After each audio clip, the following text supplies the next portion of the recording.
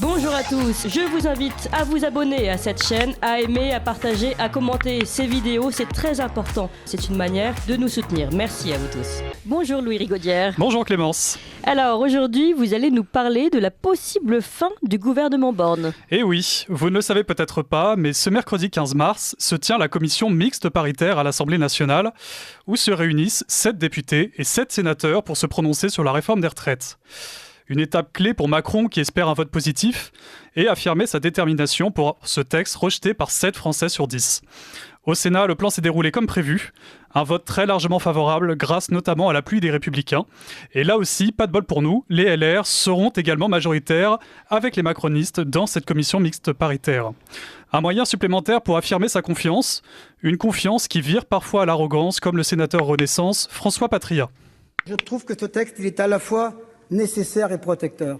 Et d'ailleurs, les Français ne s'y trompent pas. Quand ils disent aujourd'hui à 8 pour 10 qu'ils pensent que le texte sera voté, ça n'est pas par notre entêtement, parce qu'ils savent très bien en eux-mêmes que ce texte, il est nécessaire pour assurer la survie du service pour demain. Et ils le savent très bien. Il n'y a pas eu de brutalité parce que les discussions ont eu lieu.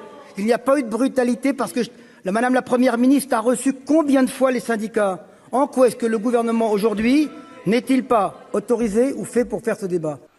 Alors même chose du côté des sénateurs républicains qui vont jusqu'à revendiquer la paternité de cette réforme. À l'instar du président du groupe Bruno Retailleau qui, devant Olivier Dussopt, performe un joli grand écart en soutenant avec vigueur la réforme des retraites, tout en marquant un désaccord profond avec le président. Un exercice de en même temps qui aura au moins eu le mérite de faire sourire le ministre du Travail.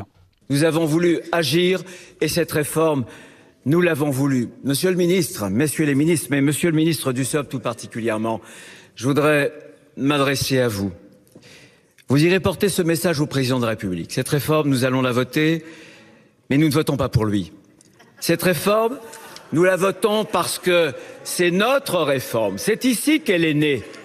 Nous la voterons parce que nous l'avons modifiée. C'est notre texte que nous allons voter. Oui, mais alors, Louis Rigaudière, même l'engouement des macronistes est à nuancer. Et oui, les sénateurs LR ont voté la réforme des retraites, mais pas à l'unanimité. Ces réfractaires qui pourraient également se faire entendre lors du vote final à l'Assemblée ne rassurent pas le gouvernement. Si Macron devait noter le vote du Sénat, il mettrait 13 sur 20 en indiquant « peut mieux faire ». Car oui, le scénario peut très vite virer à la catastrophe. 3 faits majeurs peuvent se déclencher successivement. D'abord le 49.3, puis la motion de censure, enfin la dissolution. Mais c'est sur le deuxième point que ça coince. Jusqu'ici, jamais aucune motion de censure n'est parvenue à atteindre la majorité des voix. À moins que le scénario décrit par un journaliste de BFM TV se réalise. Information de BFM TV, en coulisses, des députés, pour la première fois, les Républicains, alors une petite minorité certes, mais quelques députés républicains, avec des députés du groupe Territoire, on appelle ça les lyotes à l'Assemblée, avec peut-être quelques communistes, quelques PS, réfléchissent à déposer une motion de censure transpartisane. Ensemble, il faut 58 signatures.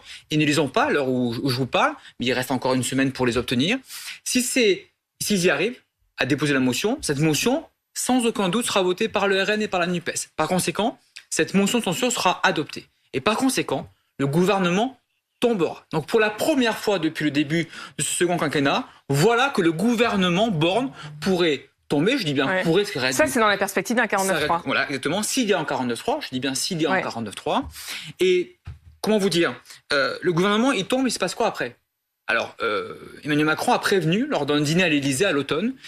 Je vous le dis, il a dit, c'était assez clair ce dîner. S'il y a une motion de censure adoptée, il y aura une dissolution.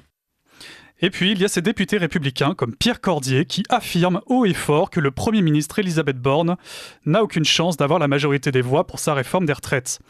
Le parlementaire témoignera même des méthodes que l'on pourra qualifier de mafieuses pour acheter certaines voix manquantes et échapper à tout prix au cataclysme du 49.3. Aujourd'hui, et même la semaine prochaine, Elisabeth Borne n'aura pas de majorité sur ce texte. Vous êtes sûr? J'en suis certain. Attendez, vous le signez là?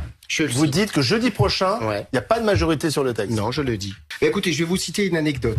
J'étais dans un des salons de l'Assemblée nationale il y a quelques jours et je dis sous forme de clin d'œil, écoutez, si vous voulez, un ministre qui était présent que je ne citerai pas, Si vous voulez que je vote la réforme, vous me donnerez 35 millions d'euros pour les Ardennes, j'en ai besoin parce que sur mon territoire, il y a de grosses difficultés. Vous m'intéressez, monsieur le député, m'a-t-on dit, en me courant légèrement après dans les salons de l'Assemblée nationale. Je peux vous dire qu'il y a aussi des parlementaires à qui on a fait des propositions sympathiques pour leur territoire, etc., pour essayer... En fait, on achète les voix, là. Écoutez, c'est ce qui... Ça vous fascine, vous. C'est ce qui se passe. Ça me sidère et ça me... C'est ce qui se passe. Ça me sidère et ça vous...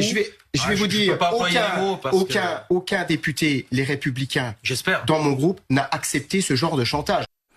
Alors Pierre Cordier n'est bien sûr pas le seul dissident au sein de son groupe parlementaire, mais il ne représente pas la majorité du genre. Et quant aux députés Modem, Renaissance ou Horizon qui ont clairement affirmé qu'ils ne voteront pas cette réforme, le temps nous dira s'ils tiendront, pour une fois, leur parole. Réponse dans quelques jours. Merci beaucoup Louis Rigaudière et puis réponse dans quelques secondes avec Pierre Cordier que nous recevons justement.